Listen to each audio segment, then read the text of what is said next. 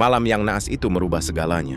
Aku dilahirkan di sebuah desa kecil di Jawa Timur, letaknya di antara Kertosono dan Mojokerto pada tanggal 21 Juli tahun 1963, bersamaan dengan berhasilnya adik kandung ibuku menjadi perwira muda marinir Indonesia. Dia bernama Samsul Arifin, berkulit coklat agak kehitaman berambut cepak. Dengan pangkat Letnan 2 di pundak merasa bangga sekali. Om Samsul Arifin selalu berteman dengan kawan sejawatnya dari Angkatan Darat yang seangkatan di Akademi Militer Nasional Indonesia. Namanya Rudini, pemuda asal Malang. Persahabatannya berlangsung cukup lama hingga keduanya dijemput sang kholik.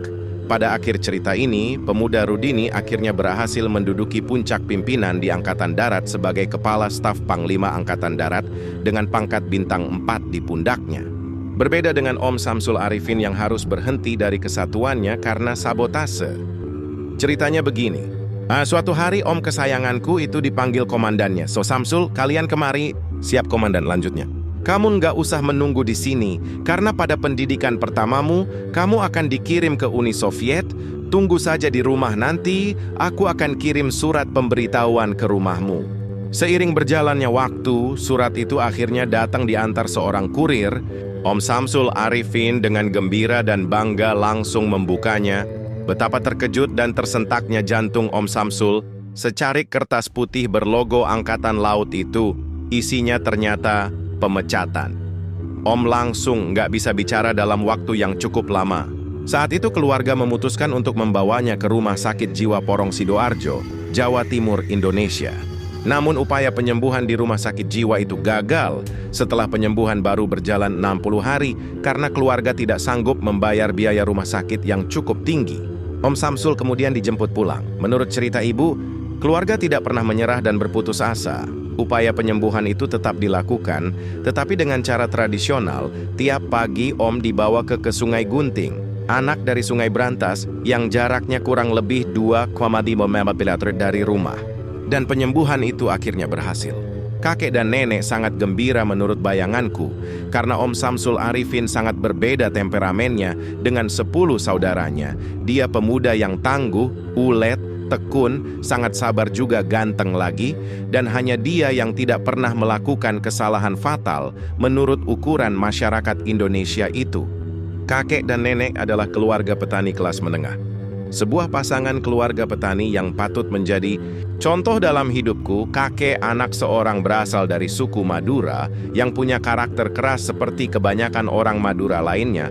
Bagiku beliau adalah seorang pejuang kemerdekaan Republik Indonesia yang tangguh, terbukti saat kota Surabaya diduduki oleh pasukan Inggris tahun 1945. Kakek berangkat sendiri dari kampung, mengendarai truk bergabung dengan para pemuda pada bulan November 1945, membawa tombak dan 8 granat tangan, menyambut seruan Bung Tomo dan fatwa ulama masyhur pendiri Nahdlatul Ulama K.H. Hashim Asy'ari. Dalam pertempuran 10 November 1945 itu kakek pulang dengan selamat.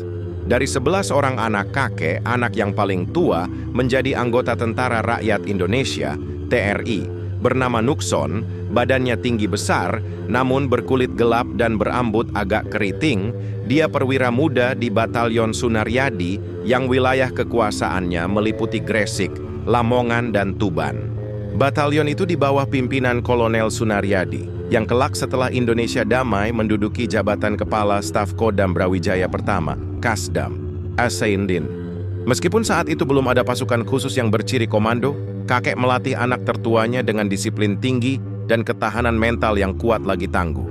Kata ibu kakek sering membuat panggung untuk mendatangkan para pendekar silat dari luar daerah, dan pada akhir pertunjukan malam selalu dimenangkan oleh Nukson. Ketika berhasil menjadi pemenang, dia selalu tidak pernah turun dari panggung, kecuali kakek juga naik panggung. Tambah ibu. Pada cerita bagian ini aku jadi terpingkal-pingkal mendengarnya. Keahlian pencaksilat ini diturunkan kepada anak tertuanya bernama Muhammad Mulyatno, kakak sepupuku. Ini bahkan pernah menjuarai pencaksilat tingkat nasional lebih dari 3 kali di Yogyakarta dalam lingkup perguruan pencaksilat Tapak Suci, milik organisasi keamanan Muhammadiyah. Di samping sebagai pejuang, kakek juga sangat peduli kepada penderitaan masyarakat. Karena saat pertahanan Republik Indonesia jebol di Surabaya, para pengungsi mulai mengalir ke arah barat,